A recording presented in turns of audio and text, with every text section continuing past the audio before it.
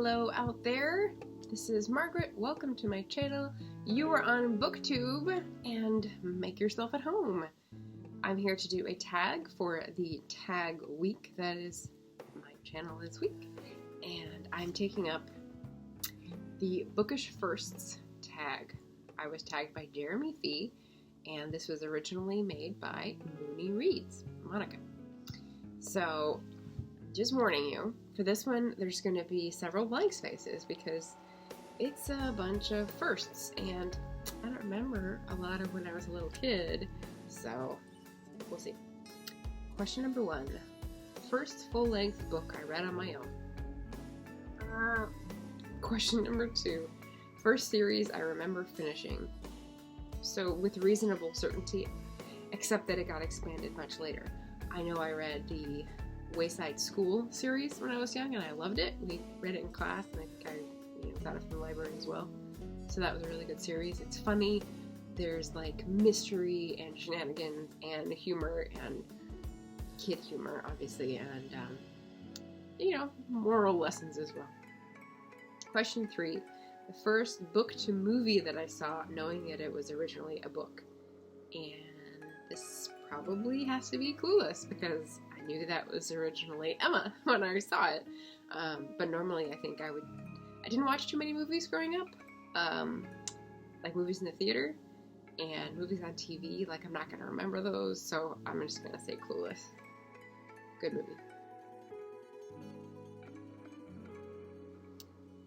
Question number 4, first book crush. And this one, I'm going to say Boy on a Black Horse. And, that was me going for the bad boy of the genre.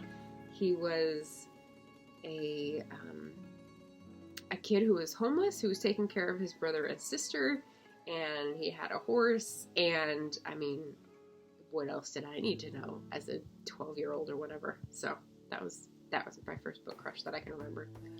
Question number 5, a bookish friend. And I can't remember, I think this was about like a person you had in real life who was a friend who was into books, and I don't remember anyone before like 7th or 8th grade liking books like I did, so we read books together. I know my brother and I did, so there you go. I'm going to say Bill, my brother. Question 6, an adult book that I read not for school, the first one, and I'm going to borrow from a tag that I did last time, which was The Dragon Prince by Melanie Ron. Definitely not for school. Definitely read before it probably would have been considered appropriate, but my parents didn't know it was in it, and hey, it had dragons on the cover, so how bad could it be? Question number 7, a character who was a role model, and I'm gonna go with another dragon series. This one, Manali from, what is the name of that? The Fire Dragon series by Anne McCaffrey. I think that's what it's called. Her books all sort of relate, but this was like a specifically, is it girl-oriented? I don't know. I think it appealed more to girls because the main character was a girl, and that wasn't always the case in her other more sci-fi-ish.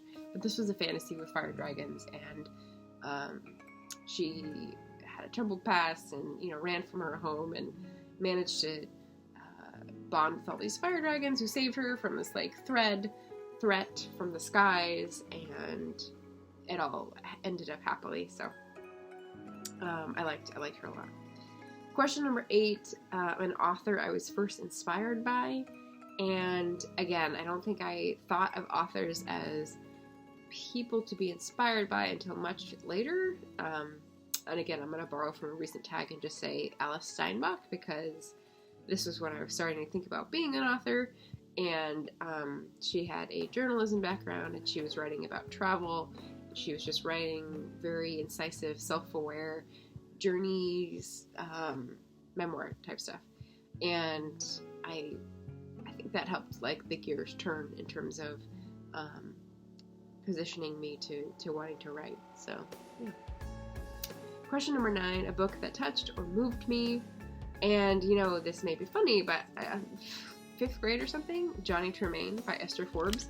This is also a historical fiction, if anyone wants to know how I got started in historical fiction so young. It's a Revolutionary War middle grade young adult novel, although that didn't exist then. You'll hear about that later. And it's about a kid who is an apprentice and is put under a very tense situation during the Revolutionary War. He's an apprentice to Paul Revere, I think, or a silversmith at any rate. And that, well, Esther Forbes, she's a classic kids writer, she crafted the story very well to be about the things that kids go through normally, like bullying and resentment and those sorts of things, but then also put in like the bigger sort of human motivators as well to leave moral lessons laying around for us to pick up. I don't know. And I'm sure it moved me because it made such an impression. But you know what else made an impression from that book? Pig of a louse. That's right. The best insult I can come up with on short notice because I don't remember the Shakespearean ones, even if they're on t-shirts and mugs. I do remember pig of a louse. So there you go. Question number 10. A classic not read for school. The first classic not read for school. And I think this would be in high school again, sophomore year after I read Jane Eyre and loved it so much, and I got to go to Haworth and buy The Professor and Villette and anything else that I could get my hands on that was by a Bronte sister. I think it was probably Villette that I read. So, again, not as good, but, you know, still her words. Question 11 is the first YA book read, and I'm going to say nothing because when I was a young adult didn't exist as a genre, so can't call me on that one. Question 12, first ebook read. Oh, and you know, this is the one that I grabbed for.